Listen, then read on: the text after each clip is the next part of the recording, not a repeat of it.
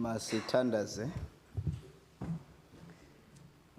Almighty God, where you have called us to govern this province, we ask your help to make decisions and laws that will be just and will promote the interests of the people. Almachtige God, ons bid dat u gedrende ons vergadrings, ons die nodige wysheid sal gee en ons motiewe suiwer sal hou en dat u ons sal help om ons tekortkominge te oorkom en al ons besluite aan u op te dra. Sikelela Nkosi ilizwe lethu nabantu balo. Umisele Nkosi ukulunga kwiphondo lethu. Nkosi sikelela iAfrika. Gcina abantwana bayo. Khokhela Nkosi inkokheli zayo. Inike uxolo Nkosi iAfrika. All this we beg in your most holy name. Amen. You may all be seated.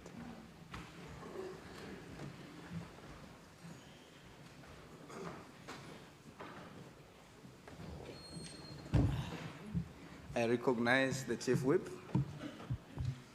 Thank you, Mr. Speaker. I move the motion on the order paper printed in my name. Thank you, Honorable Chief Whip.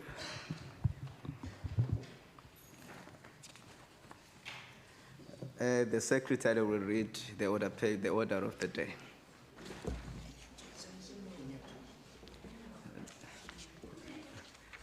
I see that members agreed to. On the motion of the Chief Whip. You see, Honorable Chief Whip, members always agree, so I just presumed. Are we all in agreement with the Chief Whip's motion? Honorable members, Paya Dank, thank you. I now wish to request the Secretary to read the order of the day.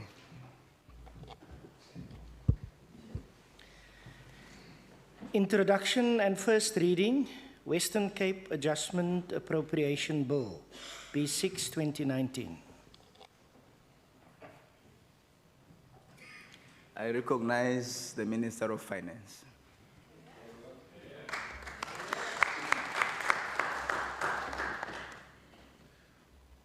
Honourable Speaker and Deputy Speaker, Honourable Premier and Cabinet colleagues, Honourable Leader of the Opposition, leaders of other political parties, Honourable members of the Western Cape Provincial Legislature, and most importantly, the people of the Western Cape.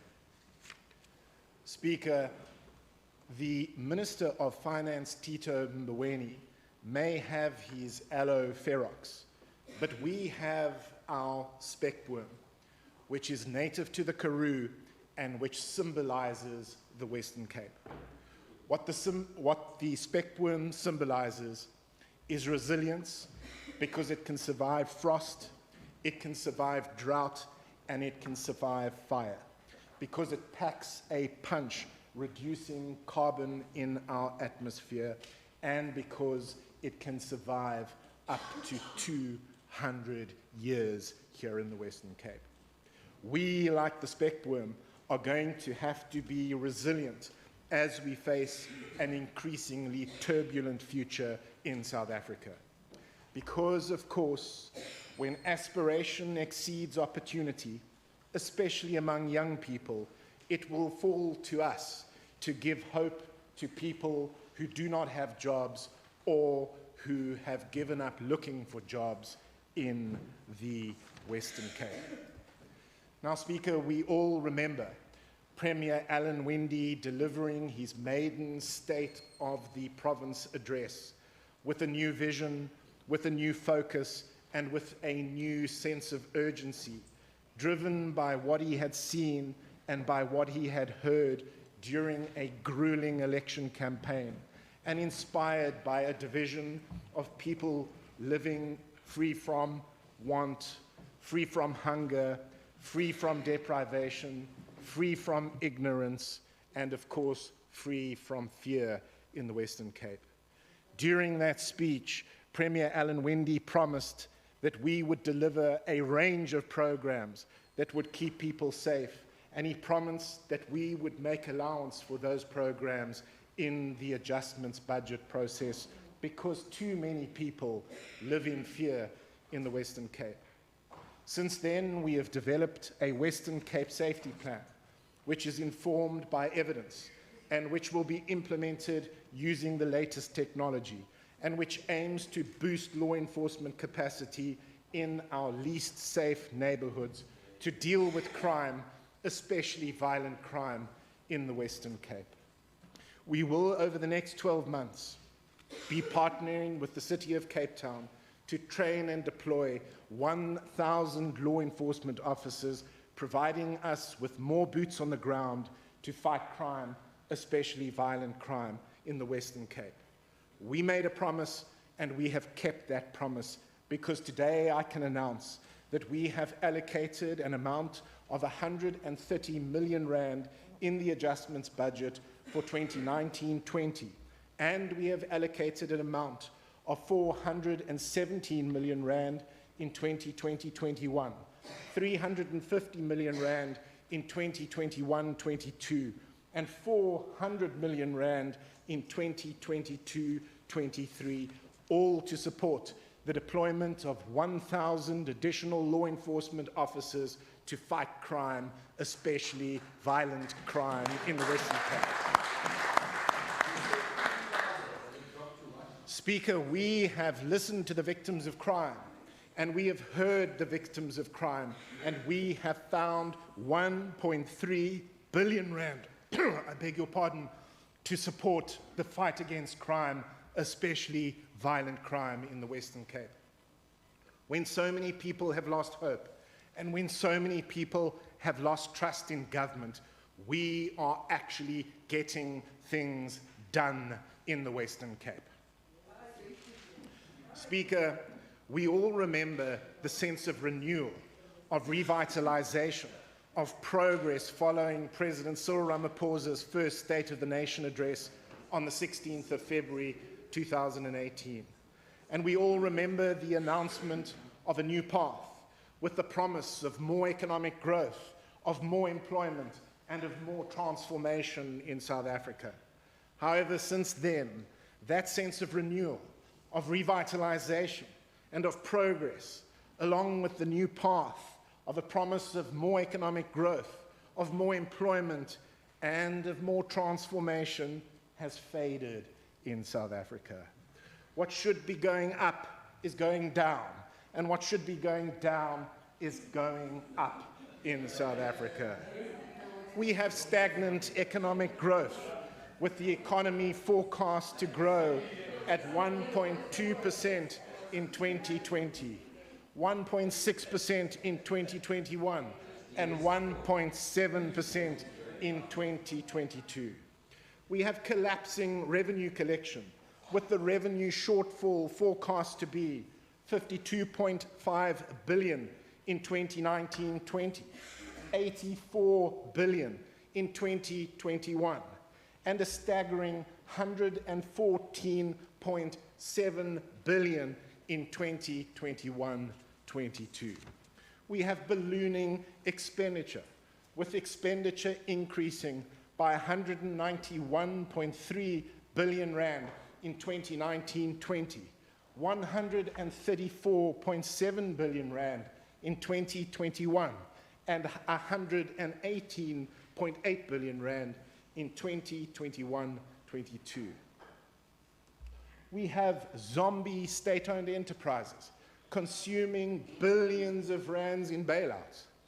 49 billion for Eskom, 5.5 billion for SAA, 3.2 billion for SABC, 1.8 billion rand for Denel, and 300 million rand for SA Express in this financial year alone in South Africa.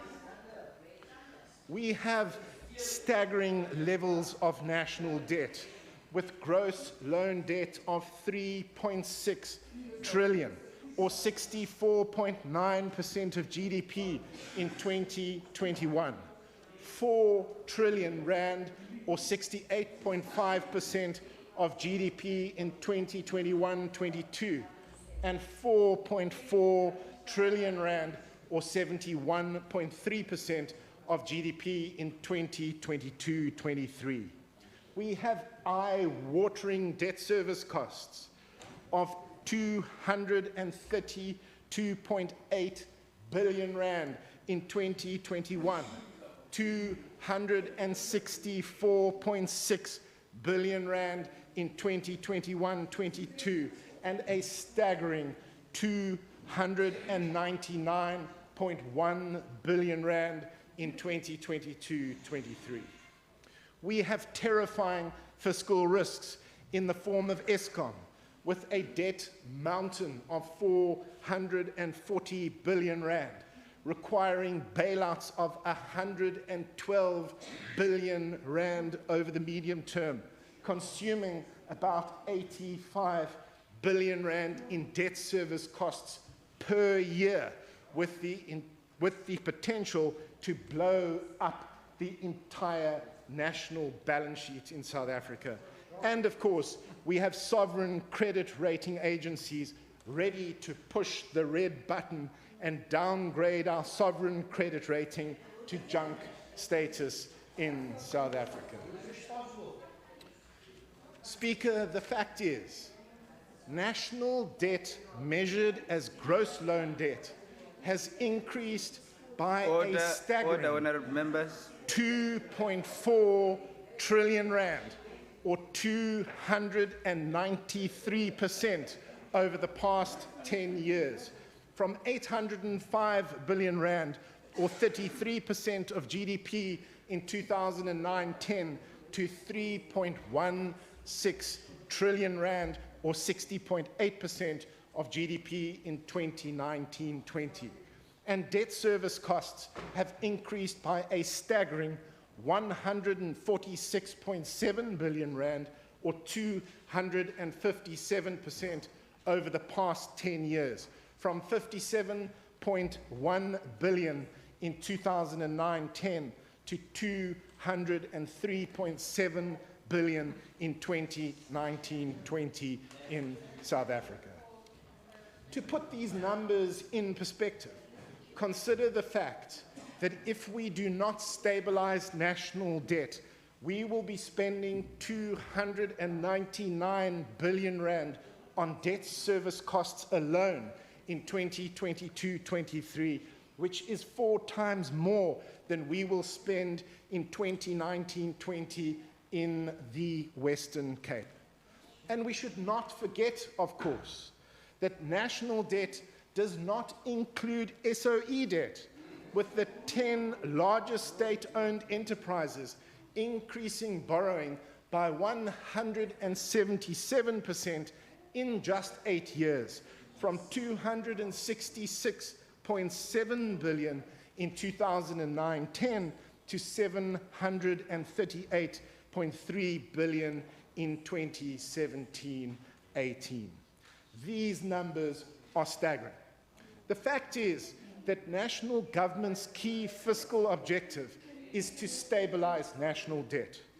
But the data shows that if we do nothing, national debt will not stabilize, and we will continue to increase to unsustainable levels, with gross loan debt exploding to 80.9% of GDP in 2027-28. Let me say that again. The data suggests that if we do nothing, national debt will not stabilize, and we will continue to increase to unsustainable levels, with gross loan debt exploding to 80.9% of GDP in 2027-28.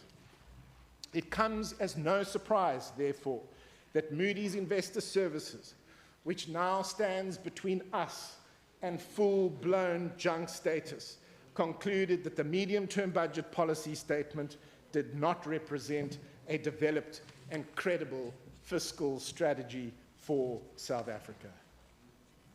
Speaker, we are in the end in deep trouble. We are earning too little, spending too much, and borrowing much too much in South Africa.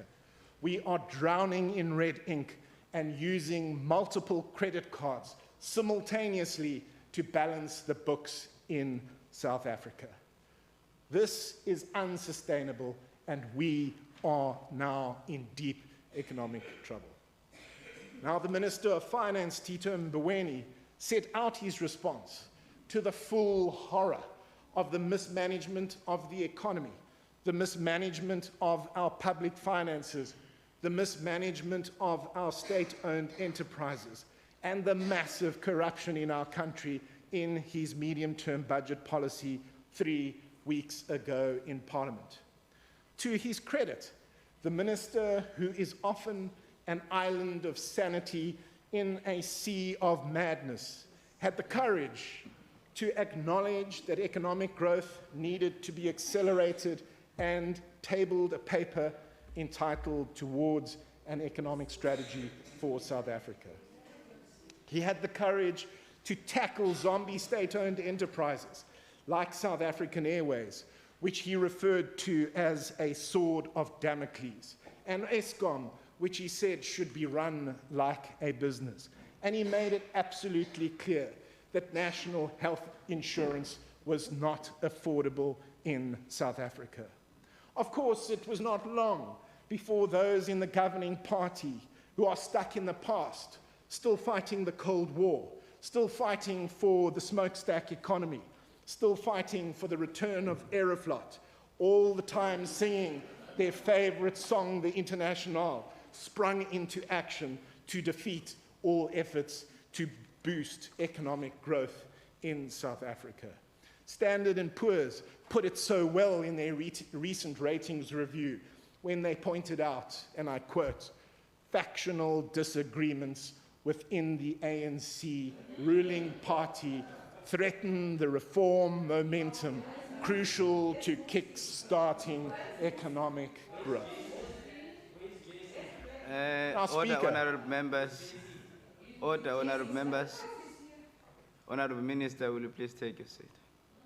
Speaker, the Minister of Honorable Finance... Minister, will you please take your seat? What is the point of order, honorable? Thanks very much, Speaker. Mine, Mr. Speaker, is the Honorable Minister going to... What is the rule I write here? Mine, Mr. Speaker, Order, honorable members.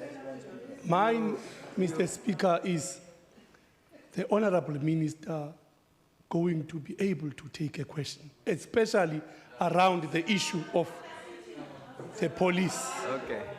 That is going to add, Thank excluding the economic situation in our townships. Thank you, honorable member. Honorable members, when you are done, then I will speak. Order. Thank you. Order. My request. Order, honorable members. You don't speak when the presiding officer is speaking. Honorable members, order. Let me just bring to the attention of the House. When you want to ask a question, you don't ask the question in asking whether you can ask the question. So then let us now afford the minister an opportunity whether he wishes to respond, but the minister must proceed. Minister? I do not wish to respond to a question from that honourable member. Well, He's exactly please one of the proceed. members I referred to in my speech earlier. Thank you, Speaker. You may please proceed, Minister. Thank you, Speaker. Now, the Minister of Finance, Tito Mboweni, was also clear in his medium-term budget policy statement that to stabilise our public finances would require difficult decisions that would imply sacrifices, and as a result, penciled in what he called large reductions to provincial transfers in South Africa. We expect to spend approximately 72.8 billion rand in 2021, 77.3 billion rand in 2021-22, and 81.7 billion rand in 2022-23, or a total of 231.9 billion rand over the medium term in the Western Cape. However, the fact is that total provincial transfers in the form of provincial equitable share and conditional grants will be cut by 20.3 billion rand over the medium term between 2020 and 2021 and 2022-23. And total municipal transfers in the form of local government equitable share and direct conditional grants will be cut by 20.5 billion rand over the medium term between 2021 and 2022-23. We should make no mistake that these budget cuts risk wiping out service delivery on the front line, in education, in health, and in social development in provinces across South Africa. We need to understand that national government's mismanagement of our economy, mismanagement of our public finances, mismanagement of our state-owned enterprises, and massive corruption are the reasons budgets are being cut and are the reasons service delivery may be compromised in the Western Cape. That is the truth. The fact is that budget cuts may compromise our ability to appoint sufficient teachers to accommodate increasing learning numbers, may compromise our ability to provide quality health care, resulting in longer waiting times for emergency services, and may compromise our ability to provide social services and to support vulnerable children, older persons, and persons with disabilities, as well as victims of violence in the Western Cape. What makes these budget cuts so hard to swallow is that provincial governments are expected to absorb them so that national government can bail out zombie state-owned enterprises in South Africa. We estimate that the budget cuts this province will be expected to absorb will be roughly equivalent to the bailouts penciled in for South African Airways. The fact is, we are effectively bailing out national government so that national government can bail out zombie state-owned enterprises like South African Airways in South Africa, which means perversely that when it comes to our national airline, that the poor are effectively subsidizing the rich, which is simply wrong in South Africa. That is the truth. However, Speaker, we must give credit to national government for allocating an additional funding to employ social workers, to prevent gender-based violence, and to improve access to sanitary dignity for young women in the Western Cape. We will receive an additional 59.7 million rand over the medium term to employ social workers in areas with a high prevalence of gender-based violence in the Western Cape. We will receive an additional 17 million rand over the medium term to continue to support efforts to deal with the social drivers of HIV, TB, STIs, and gender-based violence in the Western Cape.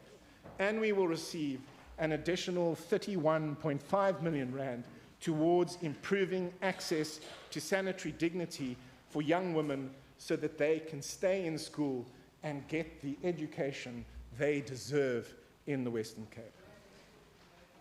Speaker, the Minister of Finance pointed out in his medium-term budget policy statement, and I quote, "There is no point in publishing a policy statement if it simply means publishing a budget 3 months early.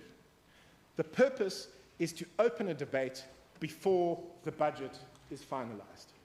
The Minister was quoting from a press statement on the first 3-year budget policy statement, but neglected to mention that one of the key objectives of the medium-term budget policy statement is to provide certainty to the public service and certainty to the markets.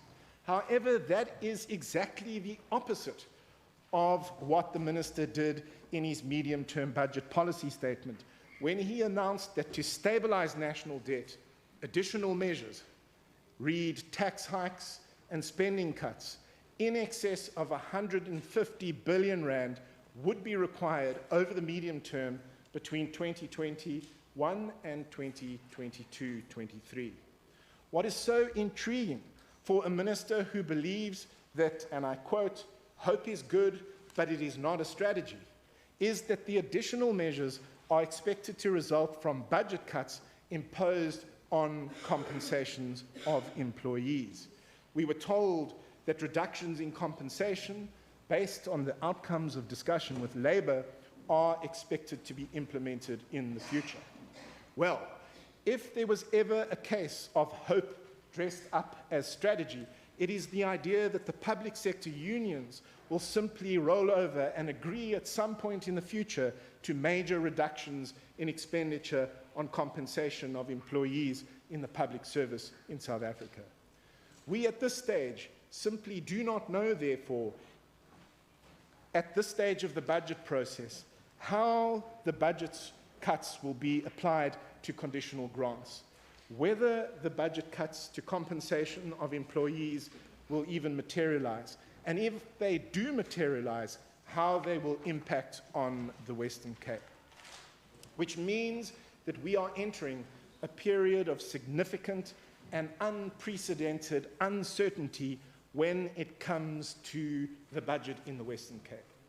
To deal with all these known unknowns in the budget process, we will first continue to implement our Western Cape government fiscal strategy. We will continue to focus on proper expenditure management, proper revenue management, and maintaining a balanced budget in the Western Cape. And we will continue to apply the principles of allocative efficiency, fiscal sustainability, fiscal consolidation, and fiscal discipline in the Western Cape. And we will do so to maintain stability, credibility, and transparency when it comes to the budget in the Western Cape. However, despite the significant and unprecedented uncertainty, we can be absolutely sure that there will be budget cuts. And so we have made some tough decisions about how to proceed over the medium term in the Western Cape. First, we have assumed a worst-case scenario and have planned a downward adjustment to the provincial budget over the medium term of 5% or 2.67 billion rand in 2020-21, 6% or 3.4 billion rand in 2021-22, and 7% or 4.1 billion rand in 2022-23 in the Western Cape. Second, we have committed to minimizing the impact of the budget cuts on education, on health, and on social development in the Western Cape.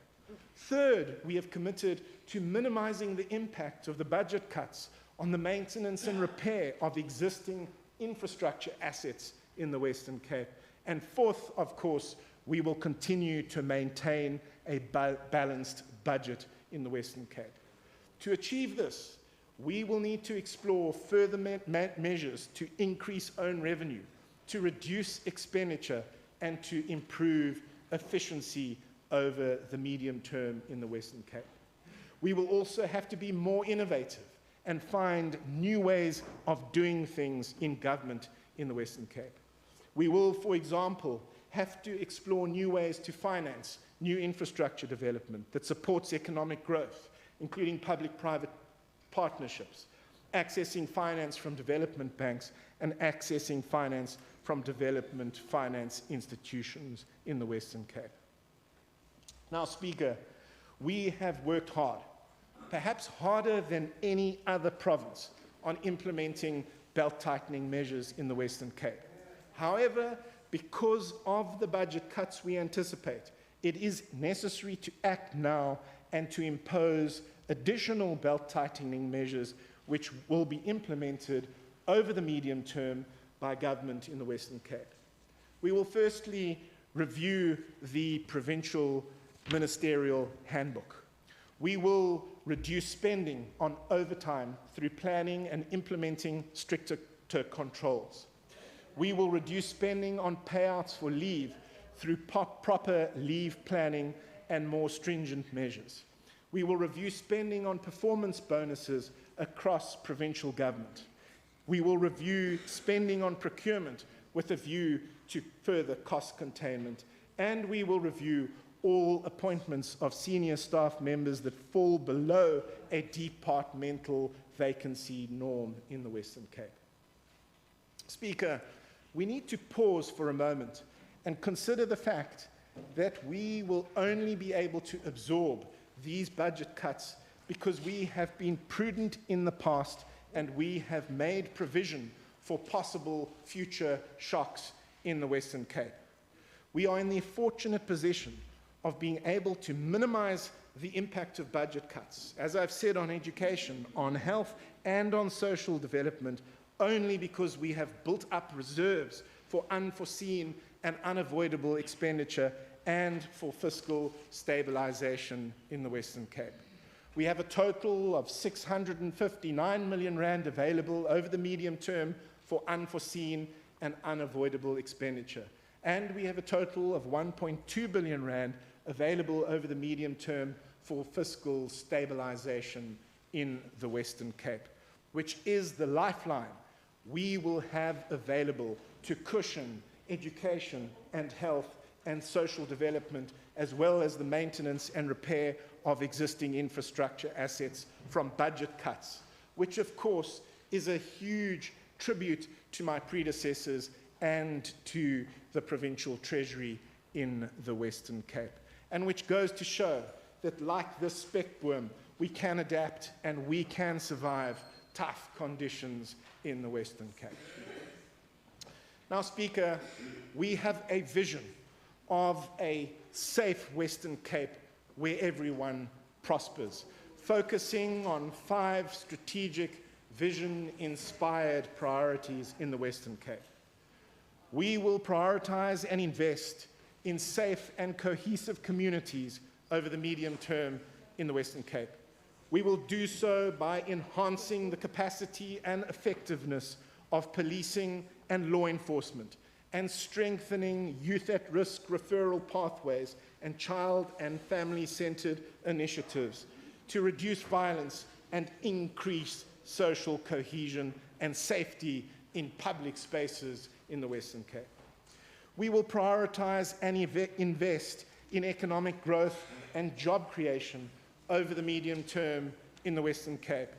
We will do so by increasing investment, boosting infrastructure development, growing the economy through export growth, creating opportunity for job creation through skills development, and creating an enabling environment for economic growth through resource resilience in the Western Cape. We will prioritize and invest in empowering people over the medium term in the Western Cape. We will do so by improving early childhood development, improving education and learning, improving youth and skills development, improving health and wellness, and improving care for older persons and persons with disabilities in the Western Cape. We will prioritize and invest in mobility, spatial transformation, and human settlements over the medium term in the Western Cape. We will do so by providing better linkages between places through public transport and mobility systems that work together, creating spatially and economically vibrant growth points, providing more opportunities for people to live in better locations, and improving the places where people live and work in the Western Cape. We will also prioritize and invest in innovation and culture in government over the medium term in the Western Cape.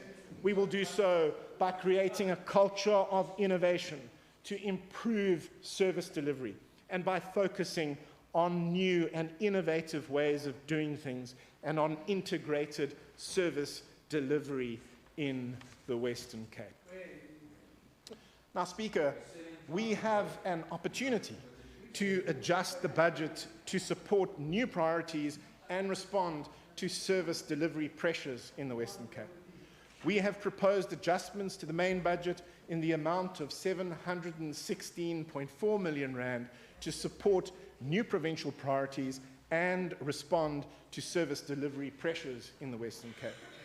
The 2019 adjusted estimates provide for an allocation of 130 million rand for the appointment, training and resourcing of law enforcement officers who will be deployed, as I've mentioned, to fight crime, especially violent crime in the Western Cape.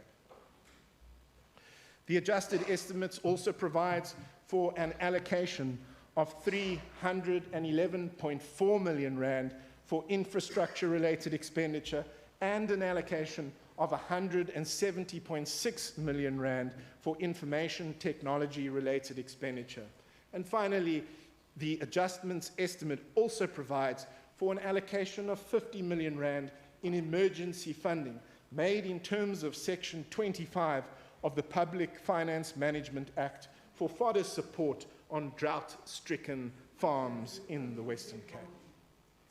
Speaker, we have prioritized good governance, and we have once again received the best audit outcomes for the 2018-19 financial year in South Africa. We have more clean audits, no unauthorized expenditure, less irregular expenditure, and less fruitless and wasteful expenditure by miles than any other province in South Africa. Honourable members. Please proceed, Minister. Thank you, Speaker. We also have the first clean audit of any health department in any province ever in South Africa. Let me say that again, Speaker. We also have the first clean audit of any health department in any province ever in South Africa.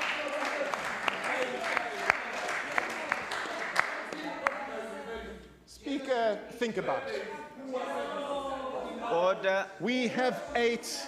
Order, honourable members. Honourable members.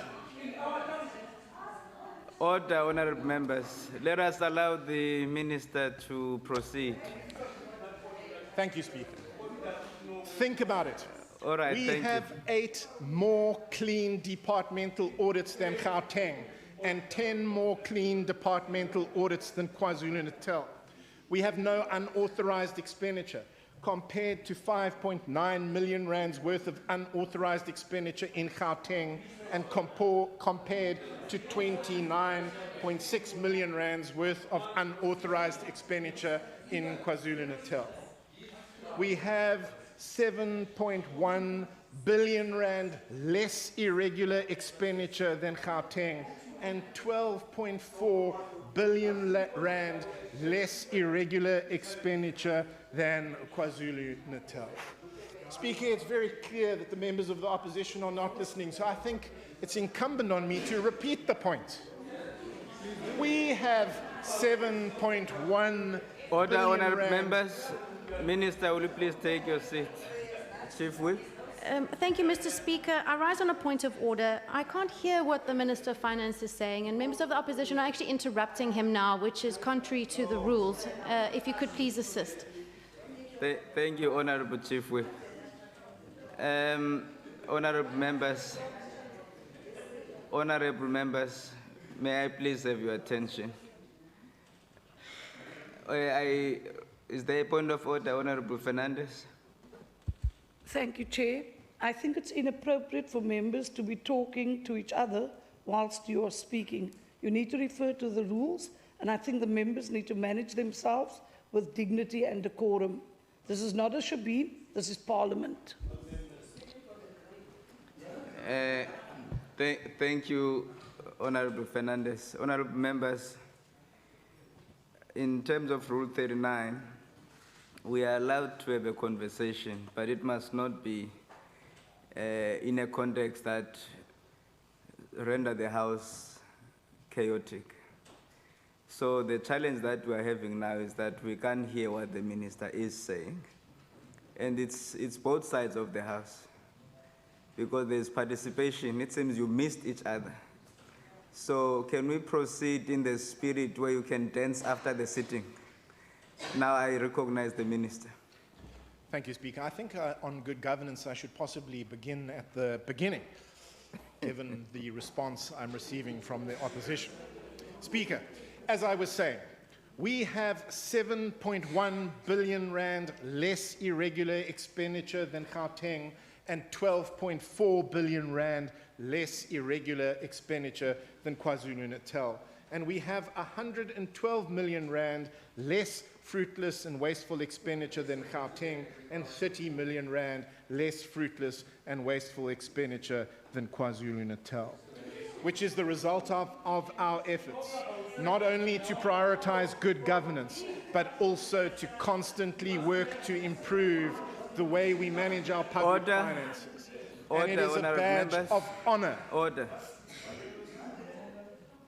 It is a badge of honor, Speaker, for our hard-working and diligent accounting officers, chief financial officers, and staff members in the provincial government in the Western Cape.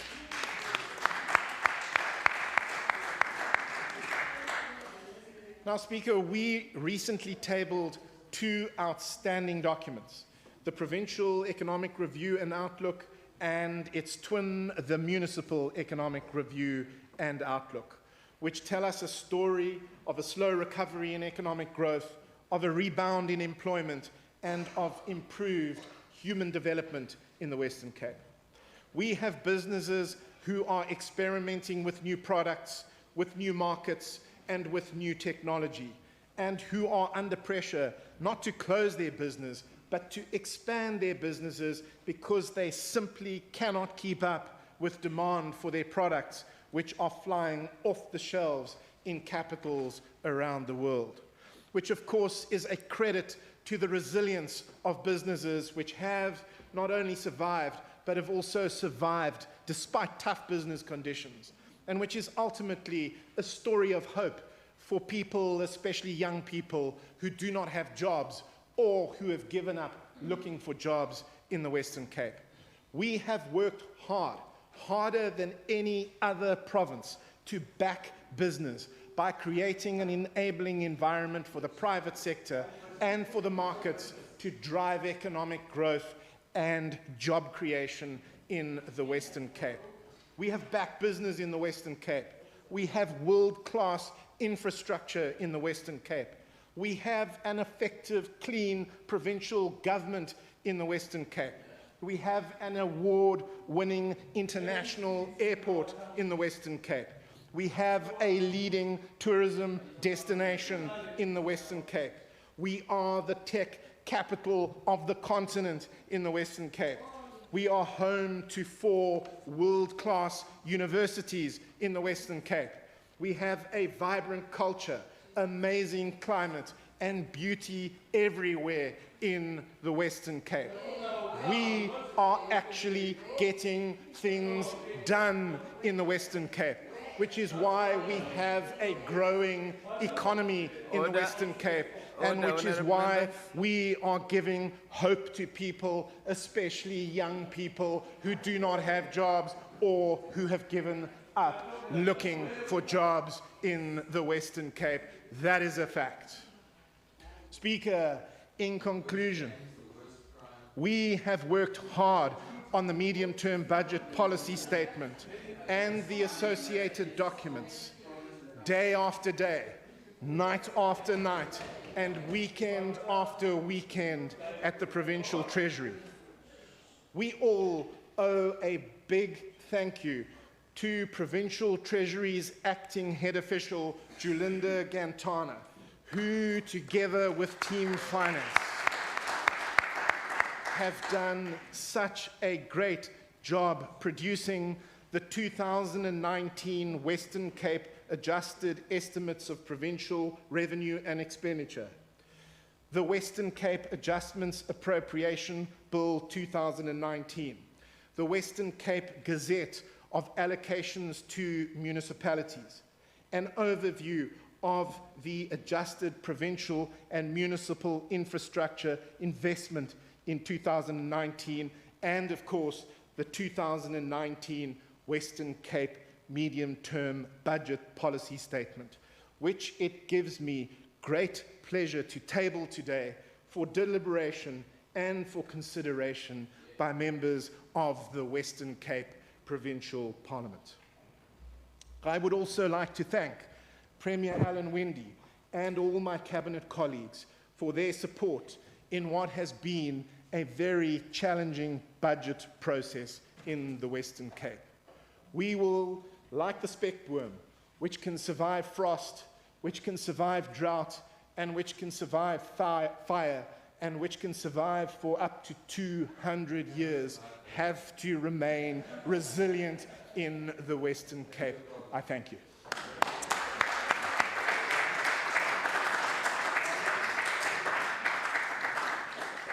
Thank you, Honourable Minister, Honourable Premier, Honourable Members, and our guests. You've been very peaceful and cooperating. Now, I would like to request the Secretary to read the bill a first time. Western Cape Adjustments Appropriation Bill 2019.